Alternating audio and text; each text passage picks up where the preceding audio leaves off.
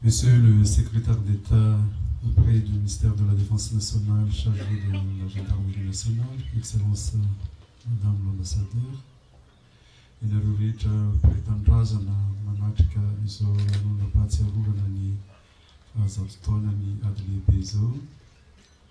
Honorable assistance, mesdames et messieurs, compte tenu de la présence de mes compatriotes ici présents et avec la permission de Madame l'ambassadeur, je me permettrai de m'exprimer en malgache tout d'abord et je continuerai dans la langue de Voltaire.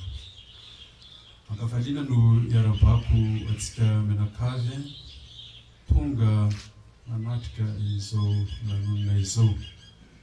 Zato taona lasa tokoa zay no nisy ny ady lehibe voalohany.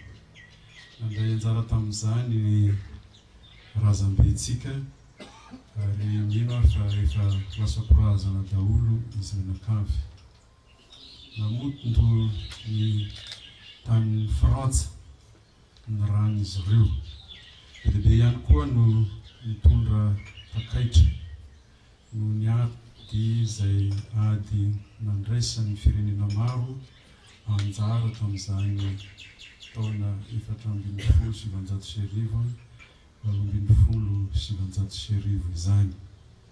Nandray anjara mavitrika tokoa ny mpiretan-drazana tamintsika ary tsy zoviana amintsika ny lanjan'izany 12e bataillon des tirailleurs malagasy izany.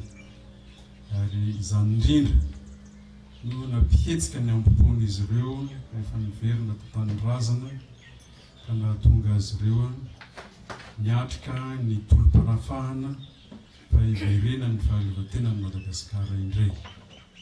Koa izany indrindra no hanaovanay antso ary ampalitretena no hanatanterahanay an'izany fa ny rà namonto ny tany frantsay ny takaitra nentin'ireo razambentsika dia aoka hanondraka ny ambopony tsirairay mba tena hanana ny ambopo iombonana ka tsy homenatra ny teratany sy ny olom-pirenena malagasy.